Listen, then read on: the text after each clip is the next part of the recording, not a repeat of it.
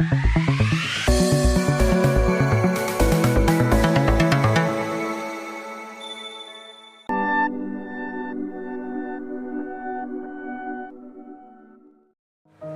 பரிசுத்த நாமத்திற்கு மகிமை உண்டாவதாக. விடியற்காலத்து வெளிச்சம் மொழிகள் வழங்கும் பிப்ரவரி மாதம் வாக்குத்தத்தம்.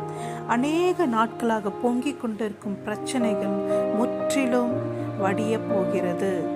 ஆதியாகமம் 8:14. 2ஆம் மாதம் 27ஆம் தேதியிலே பூமி காய்ந்திருந்தது.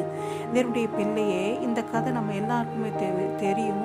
நோவா காலத்தில் பெரிய வெள்ளம் வந்தது. நோவாவும் அவன் குடும்பமும் பேழைக்குள் வந்து கொண்டிருக்கிறார்கள். அது ஏறக்குறைய வருஷ கணக்கா அதே பேழைக்குள் இருக்கிறாங்க.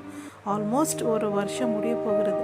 அந்த டைமில் தான் ஆண்டவர் என்ன பண்ணுறாரு, ஒரு பெரிய காற்றை அனுப்பி அந்த மழை தண்ணீரெல்லாம் வடிய பண்ணார். கரெக்டாக 2ஆவது மாதத்துல தான் அந்த பூமி ஃபுல்லாக காய்ந்திருந்தது. அப்பொழுது அவர்கள் வெளியே வந்து அவர்கள் வாழ தேவையான வசதிகளை கர்த்தர் அவர்களுக்கு செய்து கொடுத்தார். தேவனுடைய பிள்ளை, உங்கள் வாழ்க்கையில் கூட அநேக வருஷங்களாக, அநேக நாட்களாக, அநேக மாதங்களாக ஒரு பிரச்சனை அப்படியே பொங்கி கொண்டிருக்கிறதா? கர்த்தர் இந்த மாதத்தில், இந்த 2ஆவது மாதத்தில் எல்லா பிரச்சனைகளையும் அடக்கி அது ஒன்றுமில்லாமல் காய்ந்து வடிய பண்ண போகிறார்.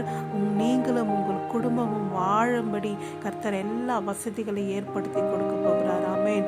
அன்புள்ள ஏசப்பா, ஸ்தோத்திரிக்கிறோம். ஆண்டவரே, யார் யாருடைய வாழ்க்கையில ஆண்டவரே வெள்ளம் போல பிரச்சனைகள் ஆண்டவரை புரண்டு ஓடிக்கொண்டிருக்கிறதோ எல்லா பிரச்சனைகளை அடக்கி ஆளுவீராக, வெட்டாந்தரை உண்டாக்கி தருவீராக. அப்பா ஆண்டவரே, எல்லா பிரச்சனைகளையும் வடிந்து அவர்கள் குடும்பமாய் அவர்கள் ஆண்டவரை சந்தோஷமாய் வாழும்படி உதவி செய்யுங்க அப்பா. இயேசுவின் மூலம் ஜெபம் கேளும் பிதாவே.